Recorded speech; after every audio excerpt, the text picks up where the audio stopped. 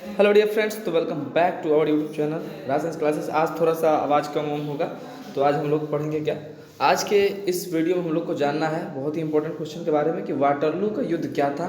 इस युद्ध में आपको जानकारी होगी किसके बारे में भाई, तो नेपोलियन बोनापार्ट के बारे में। किसके बारे में होगा, तो इस युद्ध में आपको जानकारी मिलेगी नेपोलियन के बारे में। नेपोलियन के बारे में, बोनापार्ट के बारे में लिखना है क्या है, बोल ही रहे, सुनिए रहेगा आप लोग। चलिए देखते हैं क्या कि नेपोलियन बोनापार्ट की इस युद्ध में क्या भूमिका थी। वाटरलू का जो युद्ध था ये कब लड़ा गया था, ये एग्जाम में पूछता है ऑब्जेक्टिव में कि वाटरलू का युद्ध कब लड़ा गया था। तो वाटरलू का युद्ध जो था वो 18 जून को लड़ा गया था। और 18 जून को भी कब लड़ा गया था, 1815 ईस्वी को लड़ा था।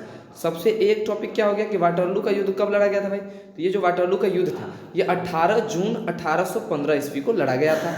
ठीक है, अब लड़ा गया था तो ये जो नेपोलियन इसमें भी लड़े थे। ठीक है, और नेपोलियन लड़ा था तो नेपोलियन का ये अंतिम युद्ध था। कौन सा युद्ध था, अंतिम युद्ध। अब अंतिम युद्ध कहने का तात्पर्य आप लोग समझ रहे होगा कि या तो इसके बाद नेपोलियन मर गया होगा, नहीं तो उसने आत्मसमर्पण कर दिया होगा। चलिए आगे जानते हैं क्या है। जैसा कि आपने सेकंड वाला ऑप्शन ही आगे आने वाला है। जैसा कि इस वीडियो में क्या बताया जा रहा है इस क्वेश्चन के अंतर्गत कि नेपोलियन का यह अंतिम युद्ध तो था ही, इस युद्ध में भाग कौन कौन लिया था। तो इस युद्ध में एक तरफ फ्रांस था, मतलब अकेला फ्रांस सिर्फ, तथा दूसरी तरफ कौन था, रूस था, प्रसा था, ब्रिटेन था, हंगरी, ऑस्ट्रिया आदि सभी की सेनाएं थी। जाहिर सी बात है कि हारना ही पड़ता। तो इस युद्ध में हारने के बाद नेपोलियन बोनापार्ट ने क्या किया था, नेपोलियन ने आत्मसमर्पण कर दिया था।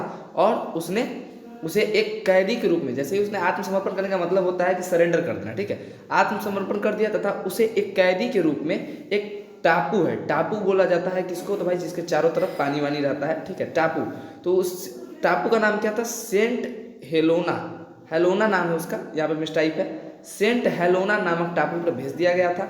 और उसको भेजने के बाद वहाँ पर कैदी बना करके रखा गया था। 52 साल की उम्र हुई तो 1821 ईस्वी में इसकी मृत्यु हो गई थी, क्योंकि ये 52 साल का हो गया था। 1815 में इसने युद्ध लड़ा, ठीक है, और यहाँ पे समर्पण किया, आत्मसमर्पण।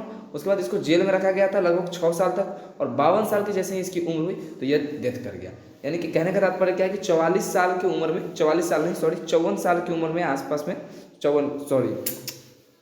44 या से 45-46 की उम्र में इसने युद्ध लड़ा था। ठीक है, यानी कि ये जब 52 साल की उम्र में डेथ किया है और 6 साल इसने क्या रहा है, कैद में रहा है, तो 52 में से 6 घटाइए भैया तो ये आपको आएगा 46 साल। 46 साल की उम्र में से ये कहीं ना कहीं युद्ध लड़ा था। तो युद्ध उम्र नहीं पूछता है, ये पूछता है कि उसकी मृत्यु कब हुई थी।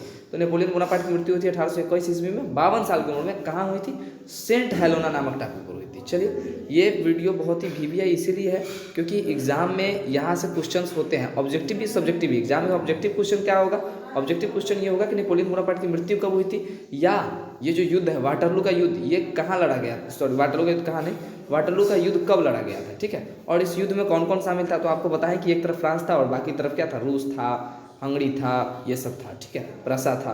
तो ये अगर आप लोग को स्क्रीनशॉट मारना है इसका तो आप लोग स्क्रीनशॉट इसका मार सकते हैं। मैं इसको क्या कर सकता हूँ, थोड़ा सा ऊपर नीचे कर देता हूँ। ये है वाटरलू का युद्ध का जो है, आप इसको स्क्रीनशॉट मार सकते हैं। स्क्रीनशॉट मार करके आप इसको रख लीजिए, ये बहुत ही इंपॉर्टेंट है, काम में आने वाला है। चलिए तब तक के लिए गुड बाय, मिलते हैं फिर नेक्स्ट वीडियो में।